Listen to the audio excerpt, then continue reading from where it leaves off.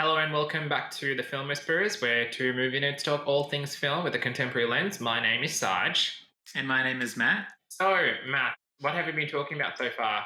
So we've been chatting a bit about the actresses that we love and don't love that much. And so now I thought maybe we could talk a little bit about the WTF. Maybe it's an unfair characterization, but the kind of strange affinities we have for particular actresses. So these will be like actresses who maybe just do really surprising roles that surprise us, or maybe that have like a really diverse kind of catalog of like a diverse filmography. Like they might just jump from random role to random role. Like a lot of actresses, like some of the ones we've mentioned, even like they've got their kind of niche they stick with, but there are other kind of more enigmatic actresses who do like really random roles and keep us guessing. So yeah, I think that's kind of along the lines of where we're heading today.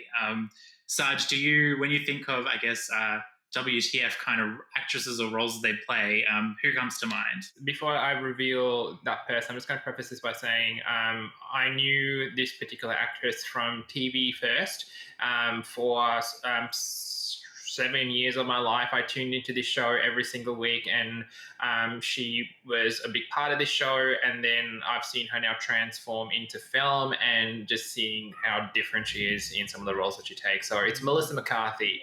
And, I was a massive fan of Gilmore Girls, and she played this really perky, bubbly character called Suki Sen James. And she was just this huge ball of energy. Was really adorable. She was a great character, obviously very, very PG.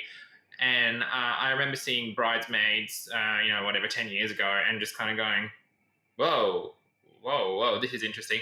It was just very different. And she did great, and she even got an Oscar nomination for her performance.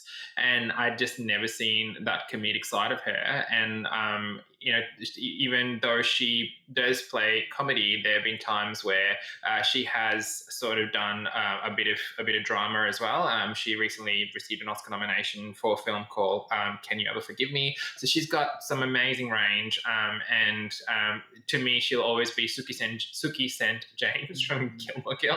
So I think it's just that transition that makes me think of her as a WTF.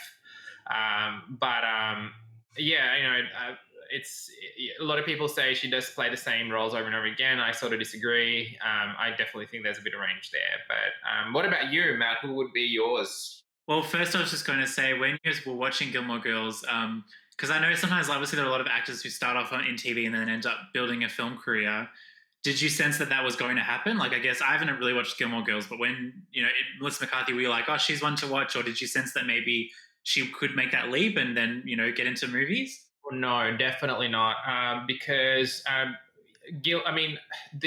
usually the theme with shows that are produced by Warner Brothers, WB, the characters and the actors and actresses in there, they don't usually go and end up being huge.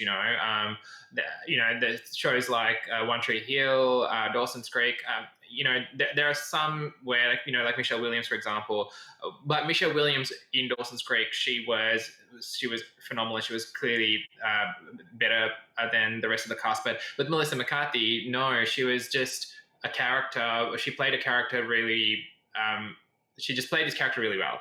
And there was no way I would have thought that she was going to go and make it big in Hollywood. So I guess, she had this talent that didn't get tapped into, and she found the right role in Bridesmaids, and, her career just took off. No, I'm a big fan of Melissa McCarthy too. I mean, when she did Can You Ever Forgive Me, I love when that happens, like when an actor or actress who you expect a particular thing from, kind of just completely changes your expectations and does something completely different, and it's actually amazing in it.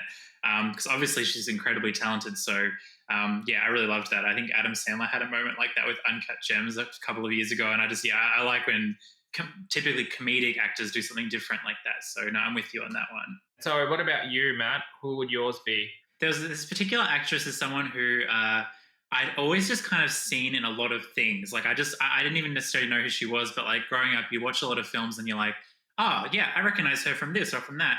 And it really hasn't been, and maybe this is really unfair of me because I think probably she was recognized in the Black community for a long time, but she's kind of really gotten mainstream recognition in the last several years that she probably wasn't getting beforehand, and that's Regina King. I feel like when she started her career out back in the early 90s, she was in a lot of black films like, Boys in the Hood or Friday or Poetic Justice with Janet Jackson that focused on a lot of black issues and were quite political. She was amazing in them. Like, she was incredible. And so obviously because of that, for the last over 2 decades, she's been in so many different movies. But it's just one of those things where over the past 2 decades, minus the last few years, she's just kind of been in a lot of different random things, and she's been really good in them. But she just, hasn't really gotten her roses until recently. And I just remember like growing up watching movies, even like A Cinderella Story, where she was in this version of Cinderella, kind of like the fairy godmother. And she was amazing in that. And then more recently, obviously she was in If Beale Street Can Talk, which was amazing. And even I think like the TV shows at Watchmen. So she's kind of got this really diverse actual catalogue of movies. And so she's an incredibly diverse, eclectic actress, and she's really great in everything that she does. But she's always surprising. Like, she always just does really not random, but she always does different things that keeps you surprised. And I'm always excited to see what she's going to be in. And I know this isn't a performance per se, but her most recent thing, her directorial debut with One Night in Miami, was amazing. So I'm just really excited I'm excited now that she's getting a lot more credit, but it's just been exciting over the last, 2 decades to see all the different things that she's been in and the different kinds of moves she's made and things she's decided to be a part of. Because whether it's, something like A Cinderella Story, something like, Watchmen, or something that's, political and about, black issues, like she's always amazing in it. She's always really captivating, and she always helps make the movie what it is. So I definitely would say that she's up there for me. Have you seen many films? I feel like maybe similar to myself. She's just like in a lot of things. Like, you always kind of see her in things, or when I was younger at least. But have you seen many things with Regina in it? Yeah, definitely. And Matt, I'm sorry, but you forgot 2 major films that she was in: Legally Blonde 2 and Miss Congeniality 2. I knew you were going to say the Legally Blonde 2 one. I knew you were going to say that. That's right. So random. And that's what I mean. That's another good example. Sorry. I remember seeing her first in Jerry Maguire. She played Cuba Gooding Jr.'s wife in that, and she's done some amazing work. I'm going to have to agree. A lot of the work, a lot of the performances that she does is absolutely amazing. I read this article recently. Not recently, but when One Night in Miami came out, that with the actors that played those roles, she pretty much said that she was not going to allow anybody to not audition for them. So apparently there were a few people who wanted to be in the film because the roles that they were playing were I think it was Sammy Davis and I think Malcolm X and Muhammad Ali. So there were a lot of black actors that wanted to be in it, but they didn't want to audition. Apparently she said, if you're not going to audition, you can't be in the movie. So she really wanted the right people for those roles. I definitely think she was robbed of a Best Director nomination at the Oscars. Completely unfair. I know the Oscars don't tend to favor women in that category, but she definitely deserved a nomination for that.